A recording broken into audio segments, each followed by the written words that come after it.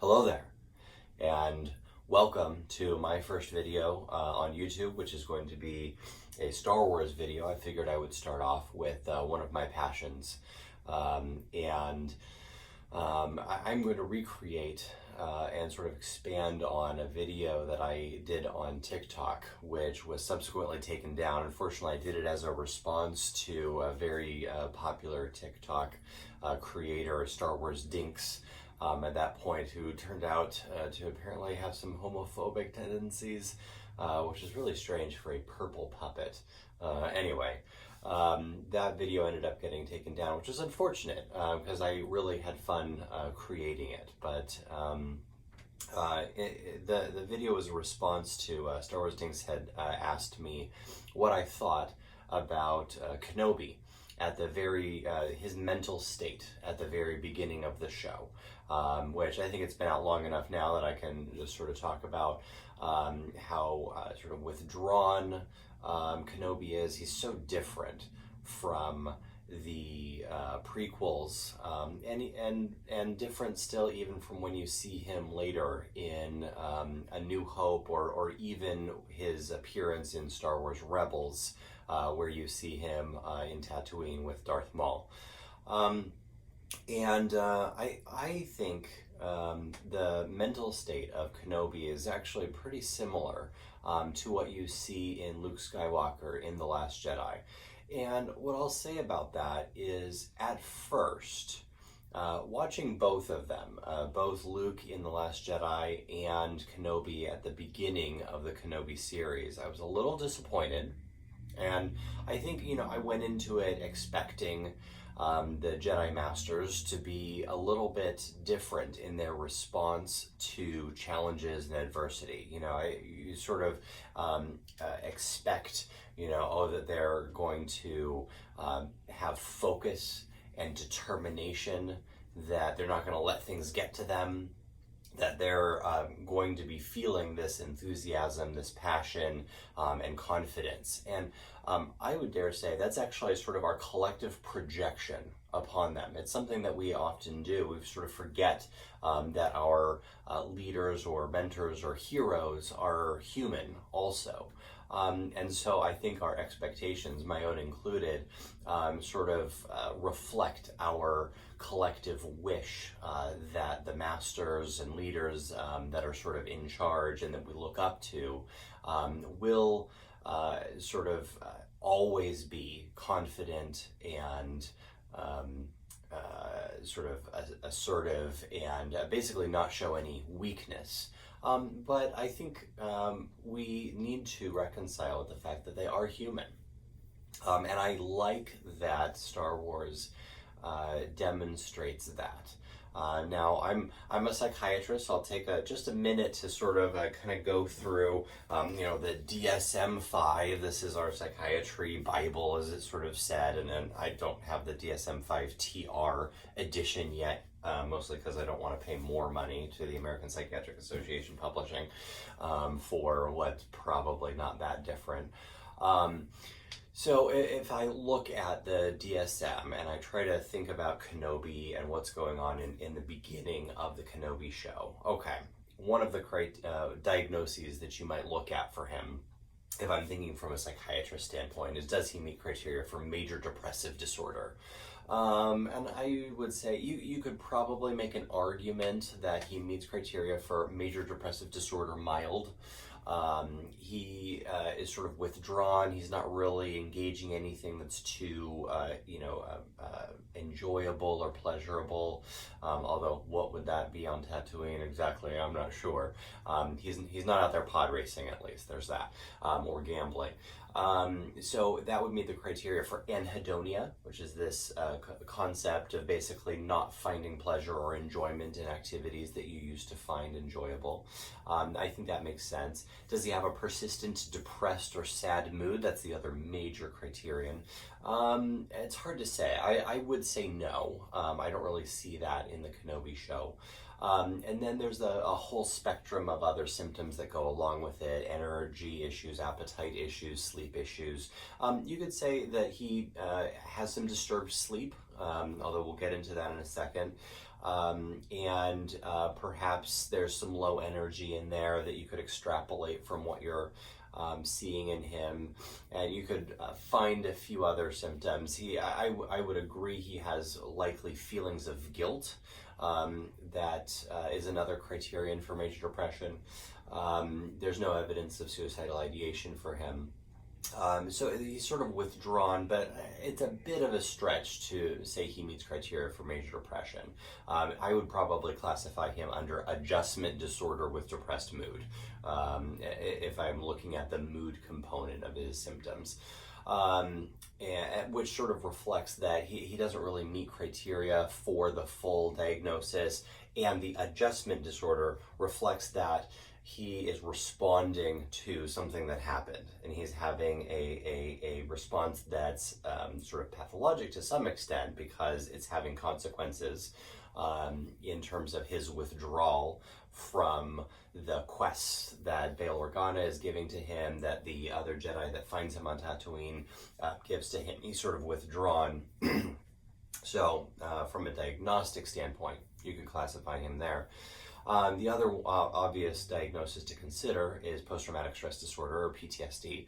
And again, you could kind of argue that he meets that criterion. You definitely see that he's having flashbacks to Mustafar. He's having nightmares about that, which is sort of the disrupted sleep that I was talking about. But that's really it. I'm not really seeing that he has necessarily hypervigilance. If anything, he's more dissociated and withdrawn, which could be a PTSD symptom. And you could say that he's having some cognitive distortions in terms that he's having some negative thinking. So again, you could play around with the idea that he has PTSD. But here's where I run up to the struggles that I have sometimes as a psychiatrist that's trying to think within this kind of category of DSM. I try to remember that this originally is sort of intended as a research manual, right? This is meant to standardize the diagnosis from center to center, so that when I'm studying PTSD over here, I'm using the same classification as when you're studying PTSD over wherever you are. And they're descriptions of clusters of symptoms, and not necessarily are they really referring to some discrete disorder or entity like I would think about when I'm in my medicine world. That's where I try to put on my therapist hat a little bit. I'm also a psychotherapist, and I think about the fact that obviously Obi WAN Kenobi is going to be having reactions to the terrible events that happened to him, right? So I mean, all throughout, if you go especially into the Clone Wars cartoons and things like that, you see a whole bunch more of Obi-Wan's losses, especially if you think about Sabine and what happens there.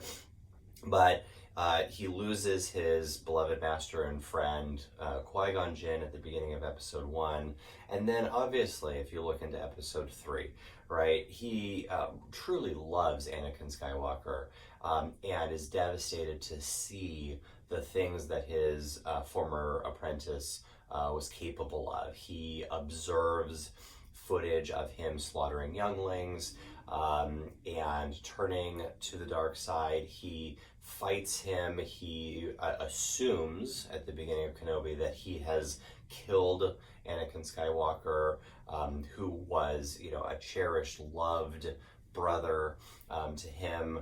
And essentially, he's seen the Jedi Order, this order that raised him, that he's devoted his whole life to, wiped out from the galaxy. And he has this huge change from being a master on the council, involved in the daily galactic politics of the entire Republic, down to a refugee that has to hide from the new Empire government. He's hiding. He is basically wanted. He's hunted. He has to keep a low profile. He has to pretend that he doesn't care about all sorts of things that are a big part of his identity. So that's what I'm getting down to. This major loss of so many things that were important to him, and it's really an identity crisis for him. Is he a Jedi Master anymore? In many ways, no. At least not in the way that he had thought of himself before. He has to reinvent himself. He's had that total loss of his identity. And I think the loss of his identity, along with the loss of so many of his friends, the loss of the Jedi Order as a whole, the loss of his dear friend and brother Anakin, all of that. I mean, really think about it for a second. How could you just go on from there, especially if you're stuck on a desert planet, cutting up whatever meat or fish or whatever that is that he's doing in the beginning of Kenobi? That's kind of what you're stuck with. How could you feel motivated and excited and enthusiastic? This is where I think the limitations of psychiatric diagnosis as the explanation of everything sort of falls flat. Like we think of sometimes this PTSD or major depression disorder sort of existing as their own entities, like in isolation. Well, of course he's going to have these symptoms. Of course he's going to be withdrawn and dispassionate and have low motivation and dismiss the other Jedi and tell him, just hide, just bury your lightsaber, get out of here. Of course that's going to be the case. And what we see with that is withdrawal, right? He withdraws, he comes into himself. He's not really interacting with people for the most part, unless he has to as part of his job. And the only times that we see him kind of try to reach out, do something, is around Luke. And of course, Uncle Owen is kind of shutting that down. So even his few attempts to try to reach out a little bit and do what he's supposed to do, which is, train the boy, he's trying to reach out and he's getting shut down. So of course, that's going to be withdrawal. And what I think is beautiful is what pulls Obi WAN out of his shell is connection with other people, which of course parallels connection to the Force. He's withdrawn from people, and as part of that, he withdraws from the Force as well. They're sort of go together in that way, and I think the mythology of Star Wars makes sense in that from that point of view, that it's all about connection to others, whether you're talking about actual people and relationships or you're talking about the Force as a whole. What reconnects him to the Force is other people. He decides to go and try to find Leia, and he starts connecting with people again. He starts having to interact with people, and he sort of reawakens, that sort of rekindles his memory of who he was, and he starts reforming that into who he now is.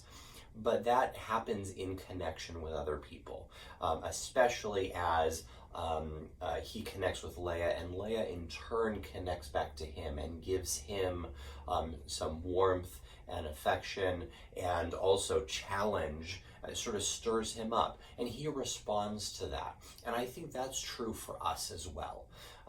We sometimes withdraw and we go into ourselves, and there's a point where we need to do that, where that's a healthy response, a normal response to big changes to what's going on around us. But what can bring us out of that and reconnect again and reformulate our identity is connection with other positive people.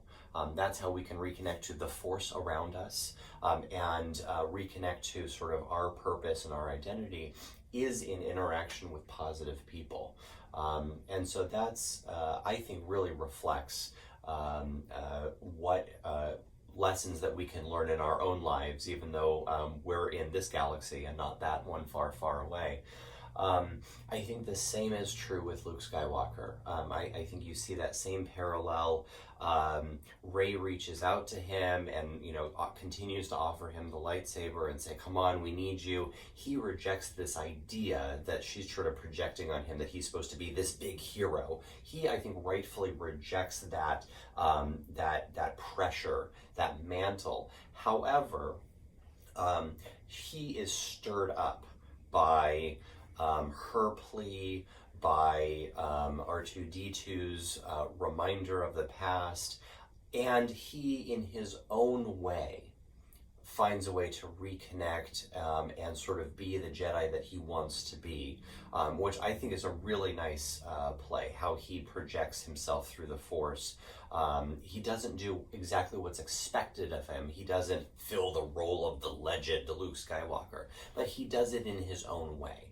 And I think that's really important for us to do. Whenever we're trying to live our lives, that we don't necessarily follow what we're supposed to do, what the expectations that other people have, but we find our own path, our own way to connect to others, to connect to the Force, and follow the path that is sort of our heart pulls us towards, to be our best selves. So in summary, I really like actually how Kenobi starts off. I think it shows us the normal human reaction to devastating loss, and how we can sort of find ourselves again. And it's not just finding ourselves by ourselves, but other people helping us reconnect and reform our identity. So that's it for now, and join me for the next episode.